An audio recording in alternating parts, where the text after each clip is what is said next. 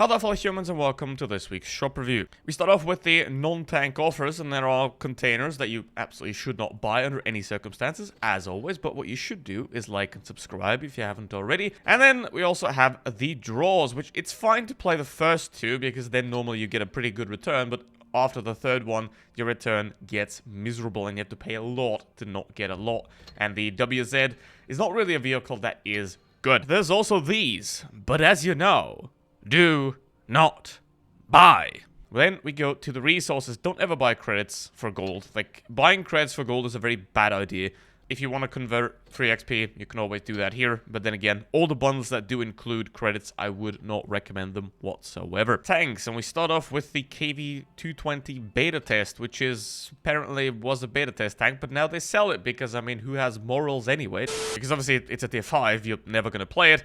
However, if you do want to sell it, you can sell it for 2,500 gold. So 8 euros for 2.5k gold and 14 days of premium is pretty good. Moving on, the O47 is bad, but this bundle is good. But then again, you can get the same bundle with the Löwe right down here. So get the Löwe one because it is significantly better and also makes you more crits.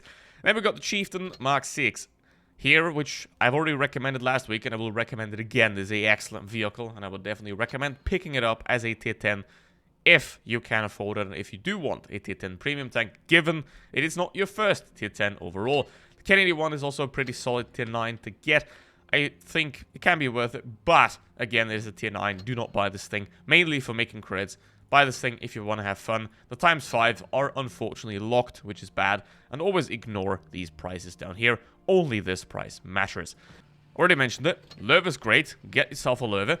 And the Krupp is a meme. You can't sell this thing for gold because it's a premium tank, so just don't, ever.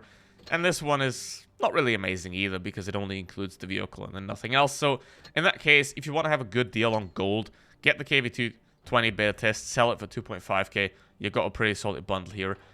Then it gets more interesting with the unparalleled Platoon. Now 12.5k for these two is a bit excessive, and these ×5s are also locked, so that's not good. But it's fine. Now, this vehicle was once sold for 5,000 gold. We've come a long way from solid shop prices, but anyway, that's what we have to deal with now. At this point, I would recommend both if you go for it. The Centurion 5.1 is one of the best tier 8 premium medium tanks that you can get, and the T26 is still solid enough. It's a Pershing with more armor. It works. I wouldn't primarily pick them, because if you want to primarily pick up excellent tanks, then the T482 and the T77 are better options. They're a lot more expensive, but they're also a lot better. You could have gotten the M41D for free. It's fun, but it's the same as the M41 Bulldog, so it's not worth it. There's no point to actually spend money on these two vehicles unless you're like a Star Wars fan or something and you want this, but that is out of my spectrum because I only focus on the value of the vehicles. And in this case, all four of them are pretty solid and can be worth it.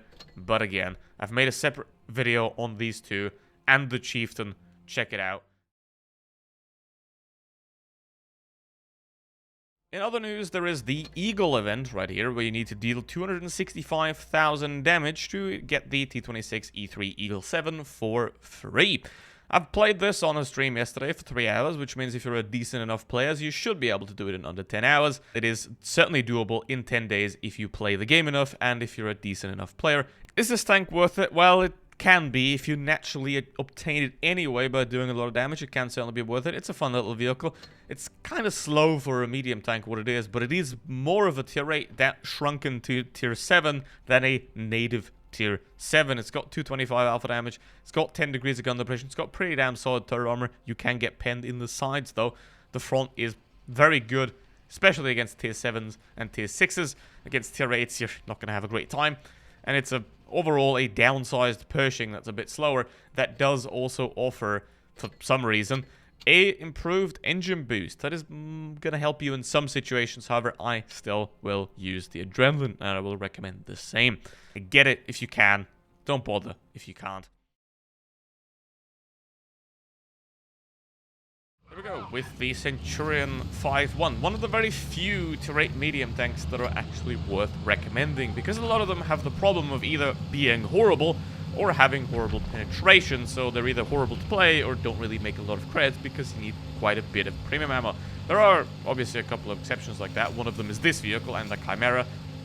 The Progetto 46 already then has bad penetration, so we're going down that wormhole.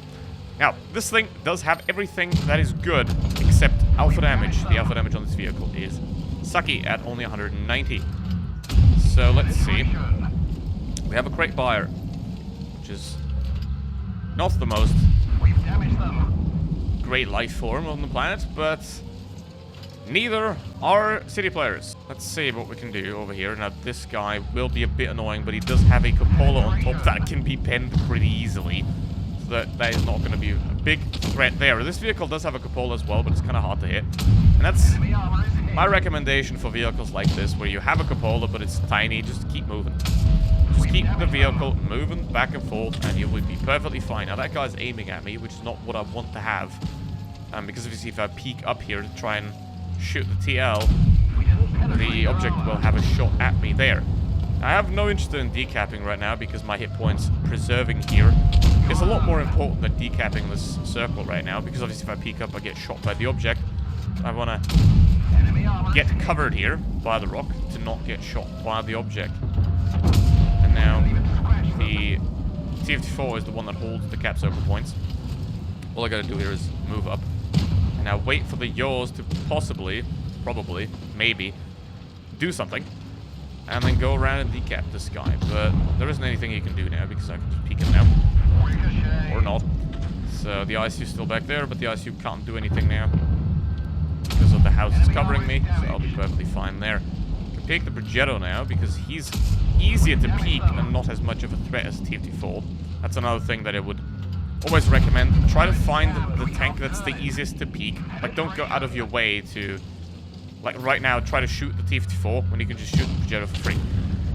Don't recommend that. Now, the ICU is still back there, but he's not going to be a threat right now. Because, again, I'm still covered by the house. And now that little T-54 lightweight has to do his best to run away. Now, I've shot about 70 million times, but I've only done 2.5k damage so far. And that's kind of the big downside with this vehicle, that you can shoot a lot, but the damage isn't really racking up too quickly. But that's still fine if you know how to play the vehicle. You'll be perfectly fine.